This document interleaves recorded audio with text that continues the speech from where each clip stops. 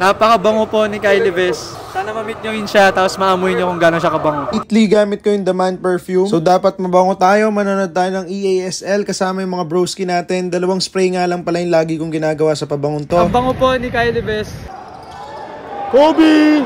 Kobe! And one! Idol Renz.